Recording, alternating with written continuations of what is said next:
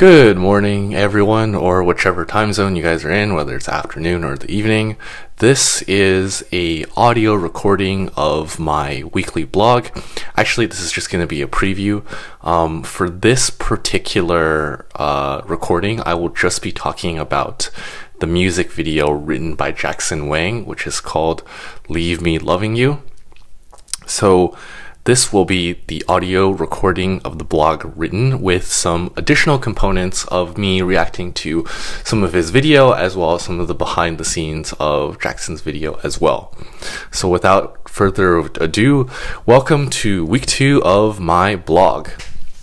So for day 1 of week 2, today I want to talk a bit about a music video that was recommended to me, Leave Me Loving You by Jackson Wang.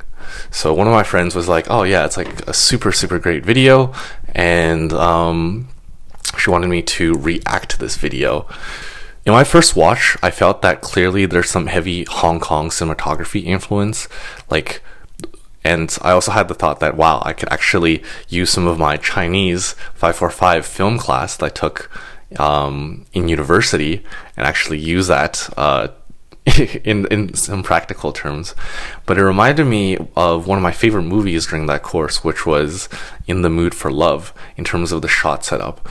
And funny enough, the content of the video has a lot of similarities as well, because they're sort of talking about unrequited love and in terms of like sort of missing out in terms of love between two people, stuff like that, although sort of the context is a little bit different.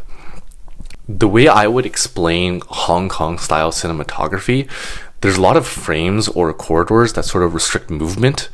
I think back in the day it was to sort of contextualize lack of space in Hong Kong. And there's a lot of tracking shots and sort of movement to sort of establish the scene, and a lot of tracking shots of the people, or sort of the two main characters usually in the romance. And that's sort of what you see in The Mood for Love as well as Jackson Wang's video. He definitely has some interesting transitions that are not used for movies. In particular, there's a lot of sort of music video style transitions, such as the bull transition. He also has like another transition which is sort of like a whip pan transition, where he like sort of throws up his towel and then you go to like another scene. But overall, I would say that the shots are really well done. He does sort of achieve that movie feeling that he's trying to get, but in my opinion, I think he should have kept at a minimum those sort of interesting transitions, which he does. To be honest, I probably would have omitted those transitions, but it's kept at a minimum, which is good. Overall, the shots are really well done, and I really do like the video. So watching the video a second time around, I'm like, wow, I'm so stupid. I didn't even realize this, but essentially the romance is sort of all in his imagination. And Jackson is sort of the dishwasher, and he sort of imagines the romance that he has with this girl that he sort of falls in love with on first sight. And what he realizes is that he's already with somebody else. And after the climax of his imagination, you see a reversal of all the shots that he has, and essentially is just showing him in the same shots but without the girl, essentially. And just going through the shot list again, what we have is a camera tracking shot to set sort of the diner scene. We also have a music video-esque transition of that bowl. We also have these pull-out shots to show Jackson's work environment. And then you have the static shot, which shows the girl and Jackson, and you sort of set the scene of the girl and the guy. And afterwards, there's like a montage of a series of push-in arc shots of the girl and guy to sort of emphasize the romance. And you can really see how these like push-in shots really set forth and put more emphasis on sort of that romance. And after that, you have a variety of arc and tracking shots montages. And then you get to the point which is sort of the climax of that scene, and essentially you have a reversal, which essentially I assume would be like the next day, where the girl comes in again, but this time she's wearing sort of more formal clothing and she's with another guy. And you have a reversal of all of the shots you see at the beginning of the music video, where you see the guy comes in, and now these are all push-in shots of Jackson in the same scenes previously with the girl, but now the girl's not there and it's just Jackson alone. And it sort of shows that he was imagining it all. And then again, you have a cool music video-esque whip pan transition, and then moves back to tracking shots and the end scene of the girl married to the other guy.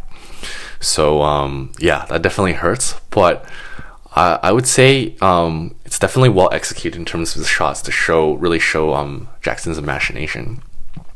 To give an overall review of this video, I would say that this is an extremely well shot music video with pretty awesome Hong Kong cinematography included that gives sort of the claustrophobic, restrictive nature of the romance that he's going for. And it really shows, like, sort of, and contextualizes the fact that he is a dishwasher, and it sort of shows the restrictiveness and sort of limiting position that he's in to sort of attract the girl that he's into.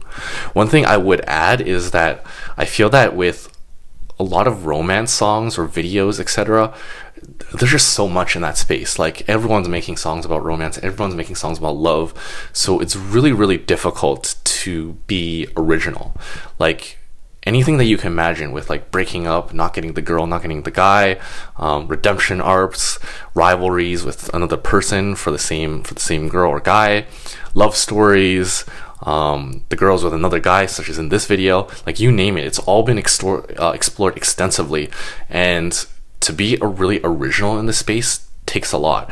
And I think Jackson knew that in terms of his song, and he tries to do that in his music video and try to be a little bit different and really set up more of like a movie scene, but like stylistically very, very specific to a particular time in cinematography, which is in this case 90s Hong Kong cinematography.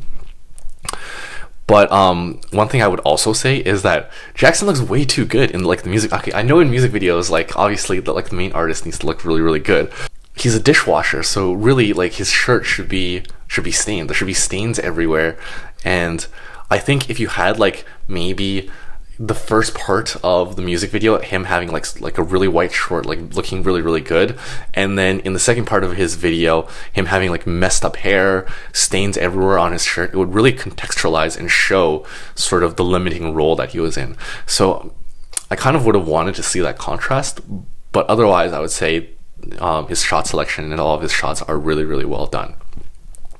But yeah, overall, super, super interesting video.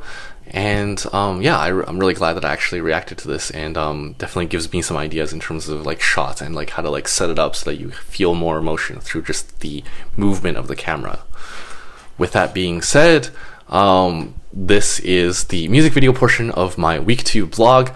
Stay tuned for other audio recordings and the rest of the week in terms of my blog entries.